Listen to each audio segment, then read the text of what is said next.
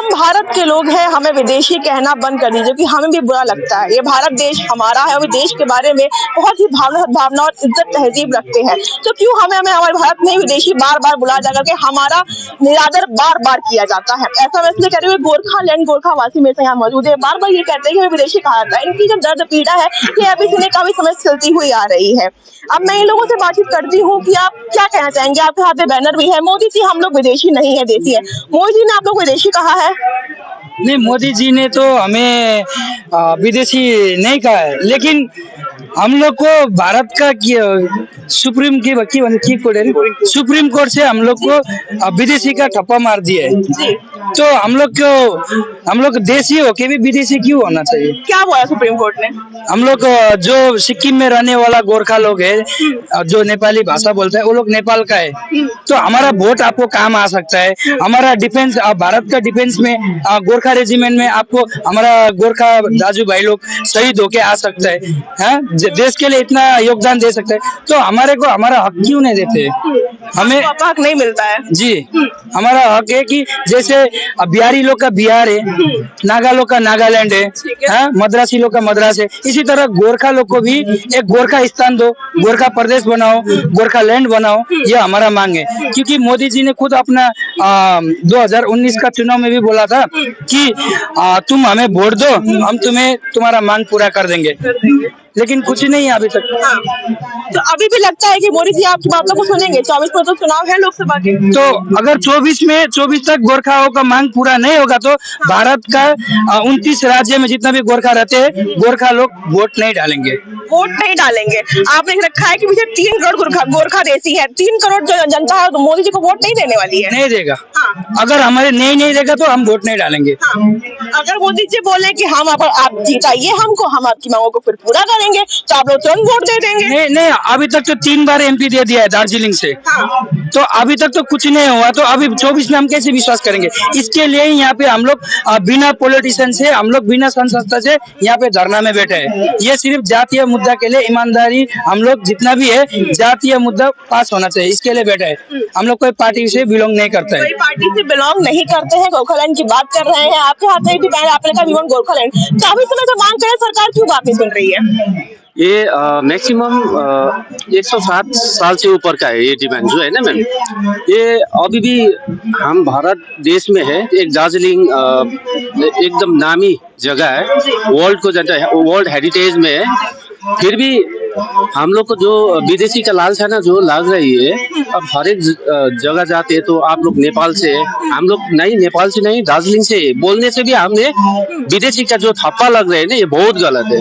2019 में जब इलेक्शन हुआ था तो उस टाइम भाजपा का जो संकल्प पत्र मैनिफेस्टो में दार्जिलिंग तराई डुवर्स भारतीय गोरखा के लिए समाधान के लिए उस मैनिफेस्टो में लिखा था, और 11 जनजाति के लिए और PPS जो परमानेंट पॉलिटिकल सॉल्यूशन के लिए भी वहाँ मैनिफेस्टो में लिखा था। अभी तक पूरा किया नहीं है। अब 2024 का वोट आने वाला है, इलेक्शन होने वाला है। अब उससे पहला कोई ना कोई समाधान निकलना चाहिए मोदी साहब को। मोदी साहब खुद सिलीगुड़ी में आकर एक बार भाषण में संबोधित करते हुए उसने बोला था कि गोरखाओं का सपना पूरा करेंगे। अभी तक पूरा हुआ नहीं है। जो हमारा दार्जिलिंग से 3 बार भाजपा को हम लोग ने MP दिया है। सबसे पहला जसवंत सिंह साहब था, उसके बाद में आलूवालिया, और इस बार हमारा अपना ही गोरखा खून है राजू बिष्ट जी।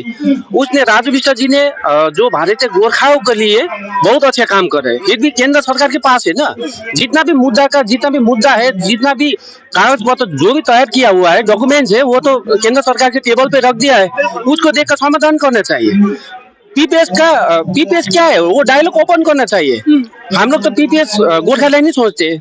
गोरखालैंड से नीचे एक गोरखालैंड के बाद में एक आता है यूनियन टेरिटोरी, अब केंद्र शासित प्रदेश, उसके बाद में और भी है।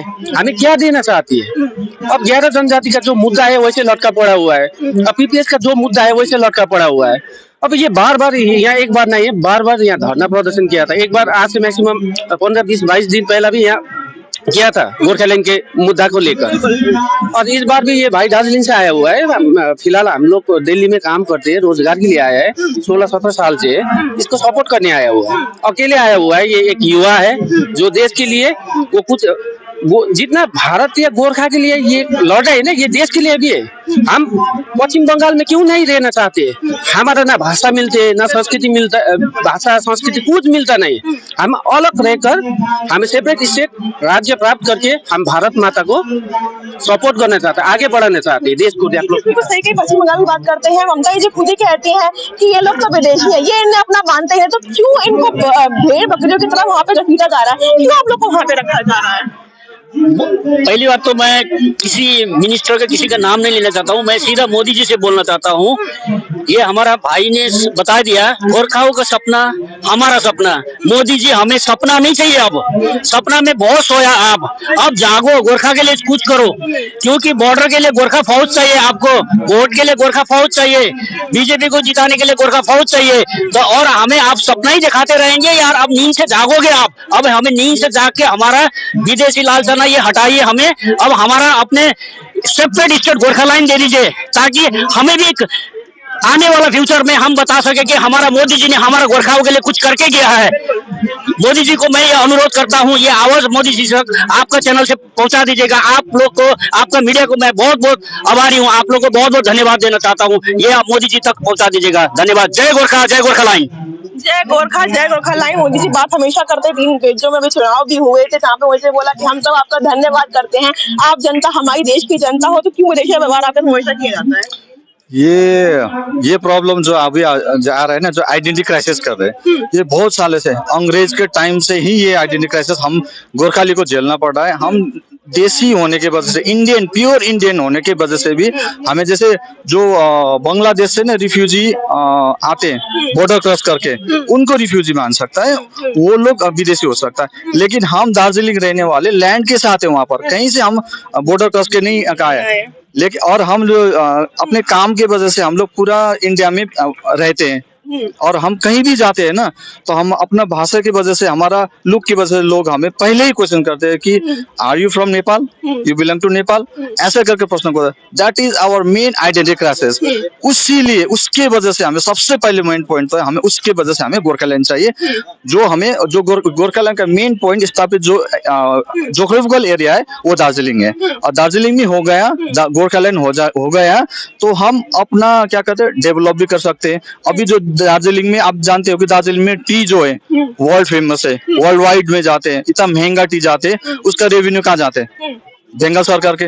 और ना वहाँ एजुकेशन फैसिलिटी है, ना जॉब फैसिलिटी है, ना कोई हॉस्पिटल है अच्छा से, कोई नहीं है। और हम जैसे पढ़े लिखे सब लोग यहाँ रह रहे हैं, दिल्ली में आ रहे हैं, मैं 20 साल से दिल्ली में रहा, क्यों? हमें अपने पर्दे छोड़ के क्यों आना पड़ा? क्यों हमें वहाँ जॉब नहीं मिल रहा? उसी वजह से हमें गोरखालैंड चाहिए। जय गोरखालैंड। ये होता है विश्वास जो कि केंद्र सरकार पर यहाँ की जनता को है। तो बताया था कि एक अकेले वासी है जो यहाँ पे दार्जिलिंग से आए हैं, यहाँ पे प्रदर्शन कर रहे हैं, मांग है, सुबह सरकार से मांग कर रहे हैं कि हमें हमारा दार्जिलिंग लैंड दे दीजिए, हमें हमारा गोरखालैंड चाहिए, कि हम जैसे विदेशी व्यवहार कर रहे हैं हमें बिल्कुल भी अच्छा नहीं लगता। क्या कहते हैं मोदी सरकार से? मैं मोदी सरकार से इतना ही कहना चाहता हूँ कि जब आपको हमारा जवानी काम आ सकता है, जब हमारा वोट आपको MP MLA आपको PM बनाने को काम आ सकता है, तो हमें भी देसी बनाइए ना। हमें क्यों विदेशी का बार बार लालसा लगा? 2017 में भी उतना बड़ा वहाँ पे आंदोलन हुआ था, उतना आदमी शहीद हुआ, उस टाइम में भी मोदी जी चुपचाप बैठा था। वहाँ पे MP SS आलवालिया था, और डिफेंस मिनिस्टर उस टाइम में था राजनाथ सिंह, क्यों चुपचाप बैठा था? उस टाइम में हम लोग खामोश बैठा।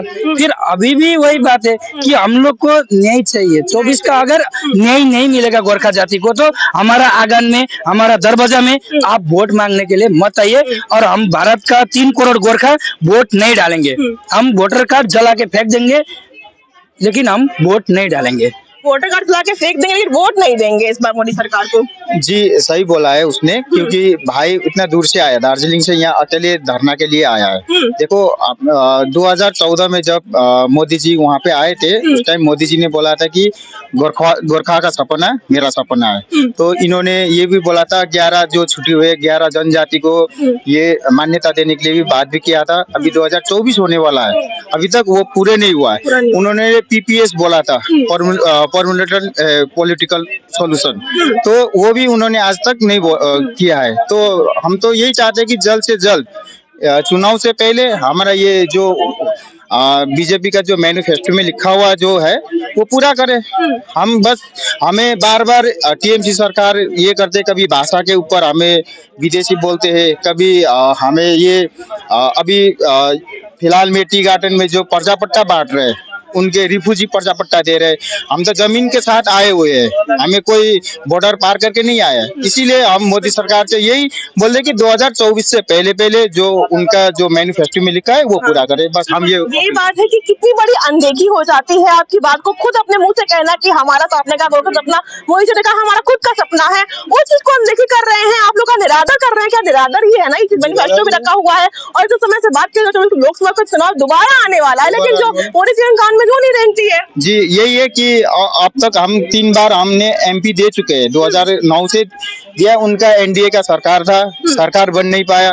14 में सरकार बने, अभी 19 में भी बने, फिर भी हम गोरखाओं के सिर्फ वोट बैंक बनाए रखा है। अब टीएमसी भी हमें ये वोट बैंक बना रखा है और बीजेपी भी यही वोट बैंक बना रखा है गोरखाओं के लिए। इसीलिए हम चाहते हैं कि जल्द से जल्द 24 से पहले, चुनाव से पहले हमारे जो 2 मांगे हैं पहले वो पूरा करो।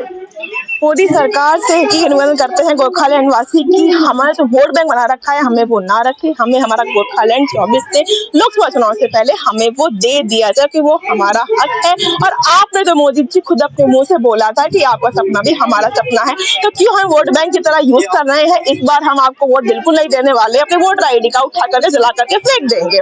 क्या होता है बहन हमारे साथ देखते हैं न्यूज़ टीवी। धन्यवाद।